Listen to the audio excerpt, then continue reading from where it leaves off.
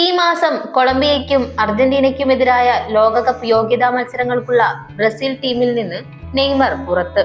പരിക്കേറ്റ നെയ്മറിന് പകരം കൗമാരക്കാരനായ Real Madrid forward എൻട്രിക്ക് Brazil ടീമിൽ എടുത്തു. നീണ്ട പരിക്കിന് ശേഷം തിരിച്ചുവരാനൊരുങ്ങിയ നെയ്മറിന് പേശികൾക്ക് വീണ്ടും പരിക്കേറ്റതിനാൽ വരാനിരിക്കുന്ന മത്സരങ്ങളിൽ നിന്ന് അദ്ദേഹത്തെ ഒഴിവാക്കി. ഹെഡ് കോച്ച് ഡോറിവൽ ജൂനിയർ മറ്റ് 2 മാറ്റങ്ങൾ കൂടി ടീമിൽ വരുത്തിയിട്ടുണ്ട്. ഡാനിലോയ്ക്ക് പകരം ഫ്ലമംഗോയുടെ അലക്സാൻഡ്രോയെയും മാഞ്ചസ്റ്റർ സിറ്റിയുടെ എഡേഴ്സണിന് പകരം ഒളിമ്പിക് ലിയോണൈസ് ഗോൾ കീപ്പർ ലൂക്കോസ് പെറിയെയും ടീമിലേക്ക് വിളിച്ചു. പരിക്കുകൾ കാരണം നെയ്മർ ഏകദേശം 1.5 വർഷത്തോളം ബ്രസീൽ ടീമിൽ നിന്ന് വിട്ടുനിന്നിരുന്നു.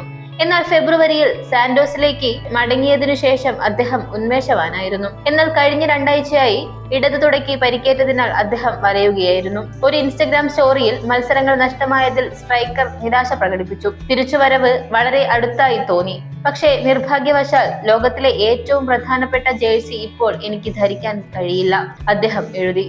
ഞങ്ങൾ ദീർഘനേരം സംസാരിച്ചു.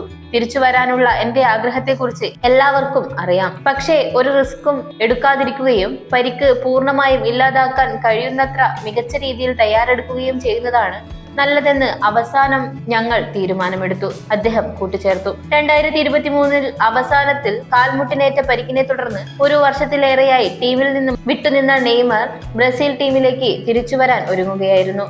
ജനുവരിയിൽ അൽ ഹിലാലിൽ നിന്ന് സാന്റോസിനൊപ്പം തിരിച്ചെത്തിയ ശേഷം നെയ്മർ 3 ഗോളുകളും 3 അസിസ്റ്റുകളും നേടി മികച്ച ഫോമിലായിരുന്നു. എന്നിരുന്നാലും ഈ പരിക്ക് നെയ്മറിനും അദ്ദേഹത്തിന്റെ ആരാധകർക്കും ആശങ്ക ഉയർത്തുന്നു. അവസാന വർഷങ്ങളിൽ പരിക്ക് കാരണം നെയ്മർ ദീർഘകാലം പുറത്തിരിക്കേണ്ടി വന്നിരുന്നു.